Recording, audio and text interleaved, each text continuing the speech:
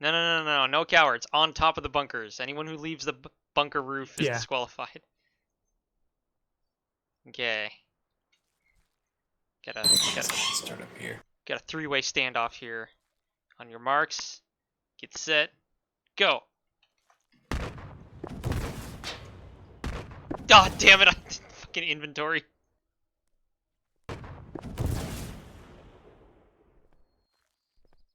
Ah, I fell off. Oh. Hey, duct tape engineer. You were gonna.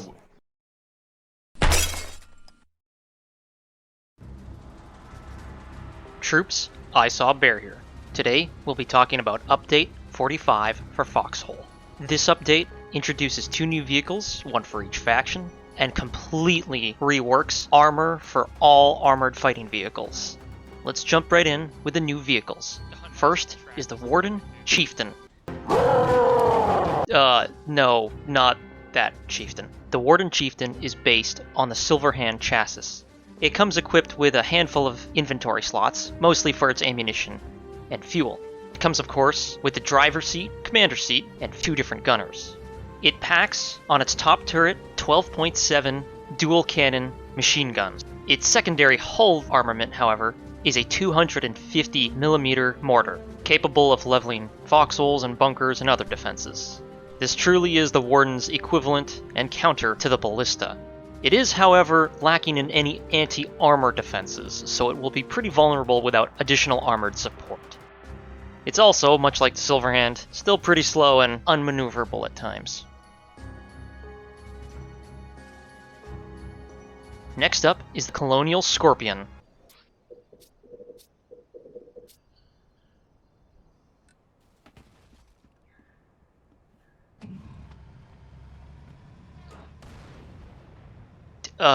No, not that Scorpion. The Colonial Scorpion is based on the ballista chassis. However, it's described more as a very heavy infantry support vehicle. It comes, of course, with the driver's seat, commander's seat, 2 12.7mm machine guns, crewed independently by 2 different gunners, and 8 inventory slots, meaning that it will be able to bring up supporting equipment alongside its regular armaments and fuel. Oh, and it's the first vehicle that features additional side seating for infantry to sit on. They can't fire any weapons or use any equipment, but it's there as transport. Truly an infantry support vehicle. Now let's talk about the armor changes. This applies to all combat vehicles in Foxhole. The main goals of these changes are to make more vehicles relevant and to soften the power curve between vehicle classes. So as an example, armored cars should be more relevant later into the game. Not that they'll be able to stand toe-to-toe with tanks, but they'll just have a longer staying power on the front lines. The next is more diverse roles between vehicles. The devs hope to increase the distinction between armor penetration rounds and regular explosive rounds. And third is more dynamic tank combat, encouraging bold action by rewarding risky maneuvers. So what I'm putting up on screen is the list of all the main changes and some of the diagrams the devs used in their dev stream. I'm not going to go over all of these numbers. If you want, you can pause the video and take a look at them yourself. But I'll point out some key features. All vehicles now generally have a lot more tank armor and a lot less health. Reminder that when a vehicle's health hits 0, even if the armor isn't completely drained, the vehicle explodes and is dead. So on this slide, you'll see that this is the armor mechanics in depth if you're shooting at the vehicle from the front. So a Kreneska Colonial Light Tank facing off against this Warden Light Tank. On the front armor, it has a base 27% chance to penetrate the tank's armor.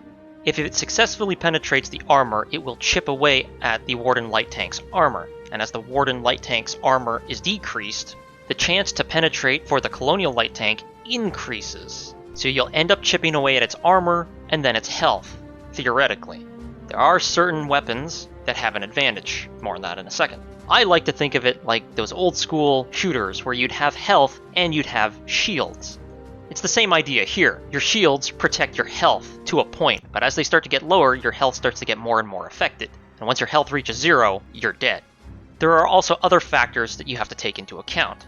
Bonuses targeting the sides of a tank and the rear of it, Closing the distance also increases your chance to penetrate his armor. Special weapon modifiers for items like sticky bombs and AT mines will continue to have a high chance to penetrate armor, as is their purpose, but have also had their damage reduced to maintain their existing potency, but also not make them overpowered to tank health.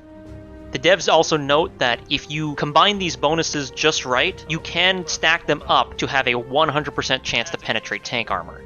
But for a situation to align itself perfectly to that, it's going to be rather tough. Again, the key takeaways of this rebalancing and rework are engaging frontal armor of a vehicle at maximum range will be the least effective way to take on an enemy tank. Stacking combinations of flanking, close range, penetration, and item bonuses can result in a 100% chance to penetrate tank armor. It's important to keep your tank armor in good repair. That way you can persist on the field for a lot longer, since tank armor can only be restored or repaired at vehicle factories. And all combat vehicle health and tank armor values have been rebalanced. Speaking of, there's now also a visual feedback to this. So instead of having to guess what your tank armor is at, much like bleeding on a soldier, you'll be able to see how much damage your tank armor is taken by the amount of grit and dirt and paint chipping is visible on your tank. This also means that in the heat of combat, if you are engaging an enemy force of tanks, you will be able to pick away the weakest link of the tank line simply by spotting which tank has taken more armor damage. Okay, hopefully that made sense. Otherwise, I think experience might be the best teacher on this one. Next up, we have a new resource. This is known as Wreckage. Okay, well, it's kind of a new resource. At the moment, Wreckage will spawn randomly across all maps, and it usually spawns at roads or in the wilderness. This is meant to be more of a supplement for logistics. You mine this Wreckage as you would any other resource with a hammer, and you bring it back to your refinery. There, you right-click and select to refine it. The Wreckage will be refined randomly into either basic materials or components. It won't be much, like I said, it's more of a supplement than anything else. But the devs do note that this is an experimental feature and may be reworked into other aspects of the game later on. Some other gameplay changes include there's an increased chance of incapacitated soldiers turning into critically wounded soldiers, and that includes if they get shot while incapacitated. However, the amount of soldier supplies generated by critically wounded soldiers has been reduced. The White Ash Grenade and the anti-tank sticky bombs have had their damage reduced to coincide with the new armor changes, as well as AT mines. However, they will still one-shot a scout tank. The O'Brien V110 cost has been reduced from 45 down to 35 refined materials. The H8 Kreneska cost has increased from 145 to 160 refined materials. Bunker-based garrison AT turret damage has been increased. The 14.5mm ammo has been removed from the game. Instead, all associated weapons and vehicle platforms will now use 12.7mm and are considered high-velocity turrets to maintain their current weapon damage values. All field weapons, forward ballistic shields have been elevated to prevent the occupants from getting shot from the front on flat terrain. Vehicles will now warm slowly in garages, at seaports, storage depots, and shipyards during snowstorms. The Noble Widow can be reversed up a hill now, because apparently it wasn't powerful enough before. When entering the commander seat of a vehicle, the commander will now start with the hatch closed to prevent getting immediately shot out. Tier 3 garrison houses, relic bases, and seaports, anti-tank damage has been increased, again to coincide with the armor. Diesel and petrol items now account for how much fuel is left in the can. So a diesel can with 10 remaining diesel in it, and a diesel can with 100 remaining diesel in it, will now no longer weigh the same. Garrison supply production time has been reduced to mitigate clogging in the factory.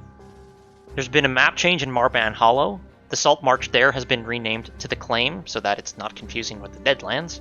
Snow will accumulate and melt on all vehicles. All grenades now spin while traveling through the air. Regional fauna will go quiet during snowstorms.